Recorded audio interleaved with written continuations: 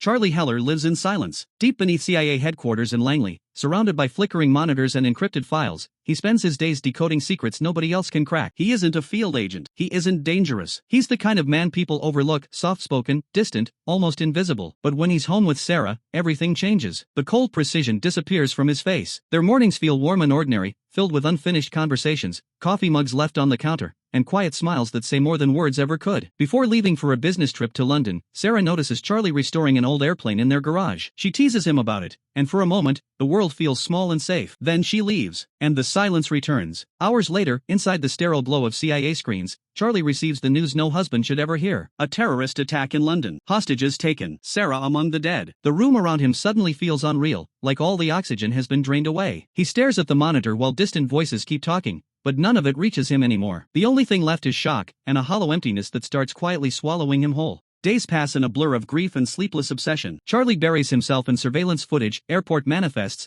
encrypted chatter, anything connected to the attack. Unlike the CIA, he refuses to move on. Every image becomes another piece of a puzzle only he seems willing to solve. And eventually, he finds them. 4 names, 4 faces, the terrorists responsible for Sarah's death. But when Charlie brings his findings to CIA leadership, he's met with cold bureaucracy and political excuses. Director Moore insists the agency is handling it. They want patience, procedure, strategy. Charlie wants justice. Then the film changes. Charlie reveals he's been secretly collecting evidence exposing unauthorized CIA operations disguised as terrorist attacks. Suddenly, the powerless analyst becomes a threat to his own agency. His grief sharpens into something focused and terrifyingly calm. He gives Moore an ultimatum: train him, fund him, and let him hunt the killers himself, or the classified files go public. The room falls silent. Nobody in that office believes Charlie can survive in the field. But that's exactly what makes him dangerous. He has nothing left to lose. And as he walks out of the meeting, the camera lingers on his expressionless face. The grieving husband is gone. In his place stands a man driven entirely by purpose. Charlie is sent to Camp Peary, the infamous CIA training ground known as the Farm. The environment is brutal, stripped of comfort and humanity. Instructors bark commands while recruits move with mechanical precision. Charlie doesn't belong there. He struggles with firearms, hesitates under pressure, and physically looks weaker than everyone around him. Colonel Henderson sees it immediately. To him, Charlie is just a grieving desk analyst playing spy. But Charlie learns differently. While others rely on force, Charlie studies systems. He memorizes security patterns, builds improvised explosives, manipulates surveillance blind spots. He turns intelligence into weaponry. Henderson watches with growing unease as Charlie repeatedly solves problems no one else can. Yet one thing never changes: Charlie cannot pull the trigger. Every time he raises a gun, Sarah's face flashes in his mind, stopping him cold. Meanwhile, Moore secretly decides Charlie has become too dangerous to control. Orders are quietly issued to eliminate him once training ends. But Charlie anticipates the betrayal before it happens. He plants listening devices, records conversations, and uncovers the kill order himself. Late one night, while the camp sleeps under cold blue floodlights, Charlie disappears. No goodbye, no warning, just an empty bunk, and the beginning of a global manhunt. Charlie's first stop is Paris. Rain washes across neon streets while he follows Gretchen Frank through crowded cafes and narrow alleyways, staying just close enough to watch without being seen. The tension here is suffocating because Charlie still isn't a killer. Every movement feels uncertain. Every decision could expose him. Inside Gretchen's apartment, he awkwardly picks locks while nervously replaying online tutorials in his head. The entire sequence feels fragile, like one wrong breath could destroy him. Eventually, he discovers Gretchen suffers from severe allergies and regularly visits a private medical clinic. Charlie prepares an elaborate trap inside a hypobaric chamber, flooding it with concentrated pollen. When Gretchen realizes she's trapped,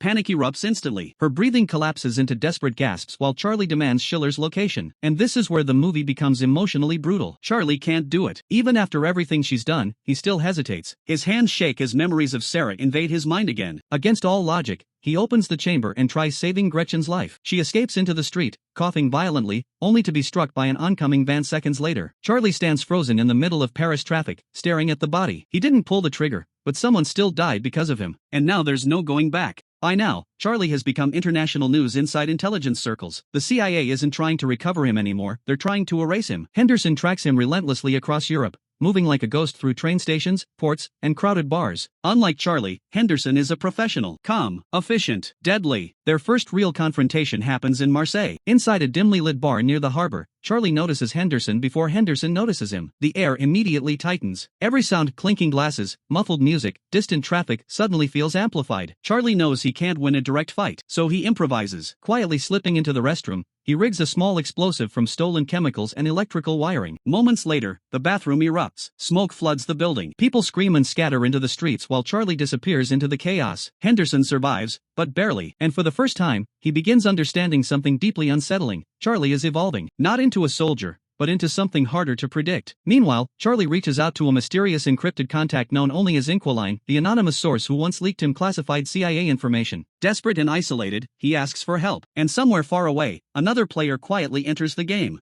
Charlie arrives in Istanbul exhausted, paranoid, and emotionally unraveling. The city feels alive in every direction, crowded markets, echoing prayer calls, ferry horns drifting across dark water. Hidden inside this chaos is Inquiline, and when they finally meet, Charlie discovers the truth. Inquiline is Davies, the widow of a murdered ex-KGB operative who has spent years feeding intelligence to the CIA from the shadows. Unlike everyone else, Davies understands grief. Their conversations are quiet and deeply human, almost painfully intimate. For the first time since Sarah's death, Charlie lowers his guard around someone. Davies helps him track another terrorist, Mishka Blazik, now hiding in Madrid under heavy protection. Together, they build the plan carefully, studying schedules and vulnerabilities late into the night while tension slowly grows between them. Madrid delivers one of the film's most unforgettable sequences. High above the city skyline, Blazik relaxes inside a luxurious rooftop pool enclosed by thick glass walls. But beneath the pool, Charlie has already prepared the trap. Using modified scuba equipment and pressure manipulation, he destabilizes the structure from below. Then he approaches Blazik directly for the first time. There's no dramatic speech, no screaming rage, just cold focus. Charlie demands Schiller's location, but Blazik only mocks him, convinced this awkward analyst could never actually follow through. Then Charlie activates the device. The glass fractures instantly. Water explodes outward in a violent roar as the entire side of the pool collapses over the city below. Blazik is dragged screaming through shattered glass before plunging to his death dozens of stories beneath the hotel. The sequence is chaotic, brutal, and terrifyingly clever, exactly the kind of kill only Charlie could engineer. But the escape goes wrong. Henderson catches up to him moments later, leading to a violent struggle interrupted by a covert operative sent by CIA Director Samantha O'Brien. Gunshots tear through the hallway. Henderson survives, barely. Charlie escapes again, and now every side is hunting him. Caleb Horowitz traces Charlie's encrypted communications back to Istanbul and secretly alerts Russian intelligence. Suddenly, Davies becomes a target too. Before Charlie fully realizes what's happening, armed operatives descend on the city. A frantic escape erupts through crowded streets and underground tunnels. Then gunfire. Davies collapses while trying to protect Charlie. Her death is fast, shocking, and horribly quiet. Charlie kneels beside her in disbelief as the city continues moving around them,